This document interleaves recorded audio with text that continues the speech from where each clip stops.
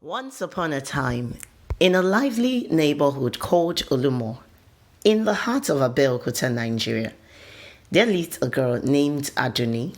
The students in her school called her Adunni the Dusty Girl because her uniform was often dusty and she didn't seem to care much about her appearance. Adunni had to walk a very long distance on a dusty road every day to school. Before she gets to school, her hair would be covered in dust and her uniform also. This was why the students always referred to her as Adunni the Dusty Girl, but she never seems to be bothered at the names they called her. Adunni, who was so intelligent, won a scholarship into Glory International School, a prestigious secondary school where the children of wealthy and influential families studied. The school was known for its academic excellence, and students there were the children of politicians, business moguls, and celebrities. Adunni lived with her mother, Mrs. Akonde, who was a humble but hardworking trader. Mama Adunni had lost her husband to a brief illness that suddenly claimed his life. This made life very tough for Mama Adunni, but she vowed to take care of her only daughter and provide her with the best education. Mama Adunni only went as far as secondary school because she lost her parents at a young age and couldn't continue her studies. Despite their humble circumstances, Mama Adunni was determined to see her daughter succeed. She would often tell Adunni, Omomi, you can be anything you want to be. Don't let our situation hold you back. Believe in yourself and you will achieve great things. These words stuck with Adunni and motivated her to work hard. Every day after school, she would light a small lantern and do her homework diligently, even though their house was small and they had very little. Despite her dusty appearance, Adunni was brilliant. Her teachers were always impressed with her intelligence and wisdom, and she excelled in her studies. She was determined to make her mother proud and honor the memory of her late father. One day, Adunni caught the attention of a boy named Femi, a popular and wealthy student at her school. Femi couldn't understand why someone as smart and kind as Adunni looked so untidy, but her appearance didn't bother him. He was drawn to her kind heart and strong spirit. The rich girls at the school, who had always admired Femi, were furious. Femi was their crush, and they couldn't believe he was spending time with Adunni the Dusty Girl. They teased and bullied Adunni, but she never let their words affect her. Femi began spending more time with Adunni. They studied together, ate lunch together, and became close friends. Femi admired Adunni's confidence and how she never let anyone's opinion of her affect her self-worth. As they grew closer, Femi's grades began to improve. His parents noticed the positive change in their son and were curious to know what changed their son, Femi. Femi told his mom about his new friend and how intelligent and confident she was. So his mom became eager to know more about the girl who had such a good influence on him. One afternoon, Femi decided to visit Adunni's home. It was a long walk through dusty, unpaved roads, but he was determined to see where his friend lived. When he arrived at the small, modest house, Adunni was surprised to see him. Femi, what are you doing here? She asked, her eyes wide with surprise. I came to see you, my friend. Femi replied with a smile. Adunni and Femi spent the afternoon playing games, discussing their studies and talking about their dreams for the future. Femi was amazed at how wise and intelligent Adunni was, despite her humble background. The more time they spent together, the stronger their bond grew. The rich girls at school continued to be jealous and tried to make Adunni's life difficult, but she was never bothered and she outsmarted them every time. She stayed focused on her studies and never let their taunts get to her. Femi's parents were curious about the girl who had such a positive influence on their son.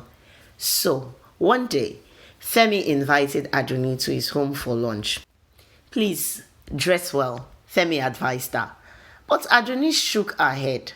I'm comfortable in my own skin, Femi, she replied.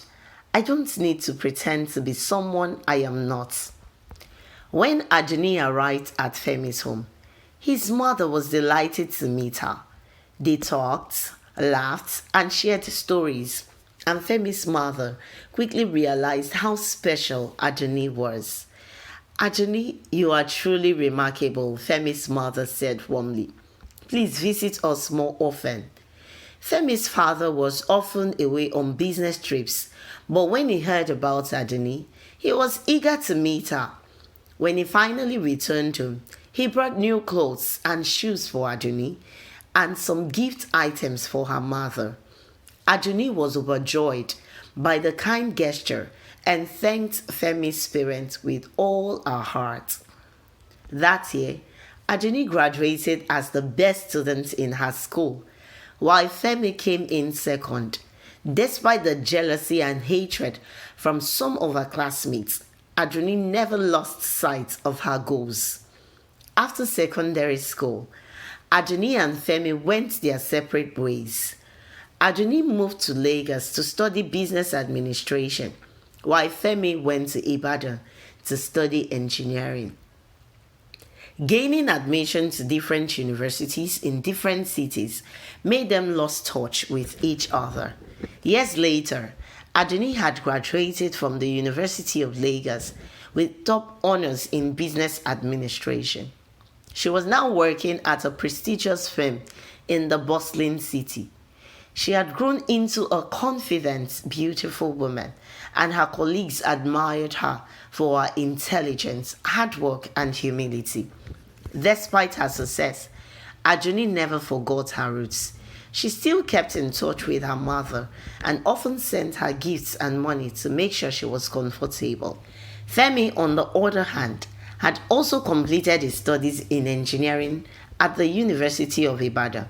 He was now working on a major project in Abuja, Nigeria's capital city. His hard work had earned him a reputation as one of the most promising young engineers in the country. But despite his success, Femi often thought about his old friend Adunni. He wondered how she was doing and if she still remembered him.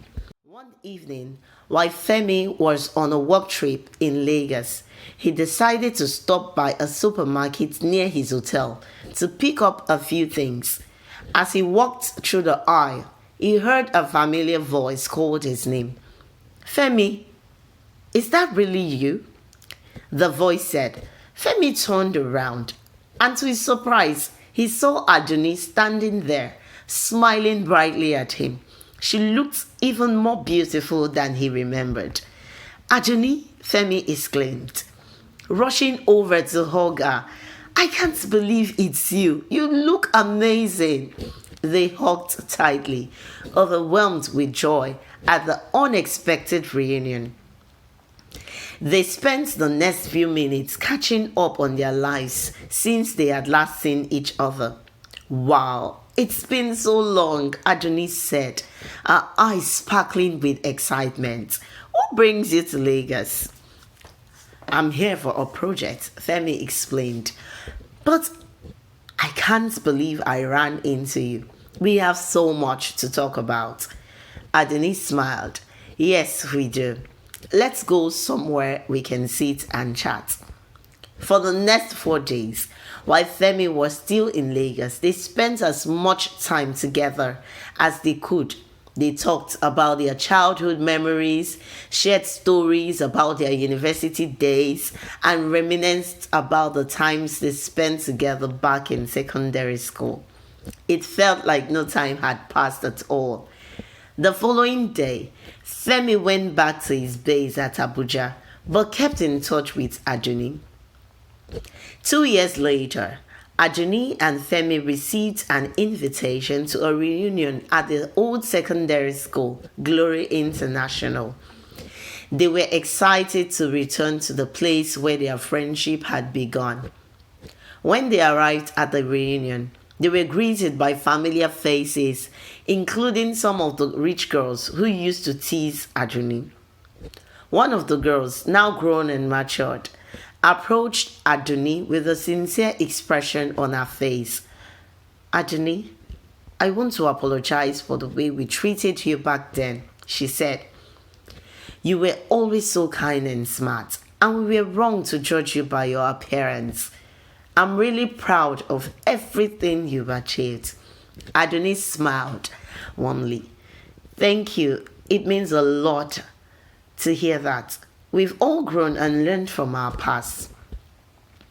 While they were having so much fun with old friends at the reunion, Femi took a deep breath and got down on one knee in front of everyone, pulling out a small box from his pocket. Adunni's eyes widened in surprise as she realized what was happening. "Adunni, will you marry me?" Femi asked, his voice filled with emotion.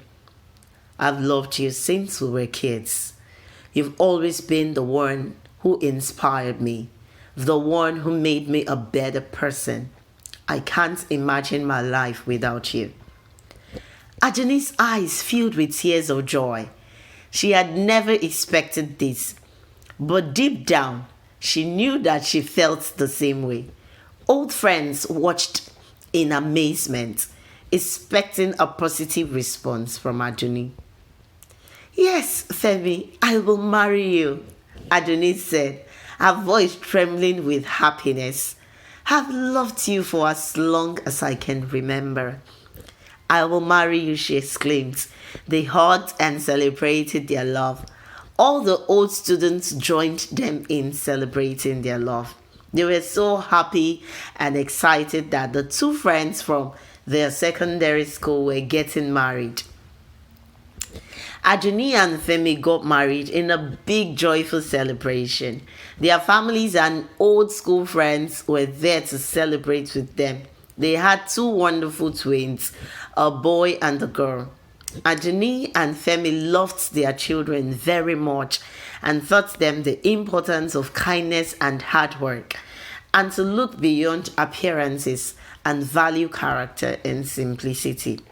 The dusty girl, who had once been judged by her appearance, had become a successful and admired woman, and her story was a testament to the power of perseverance, humility, and love.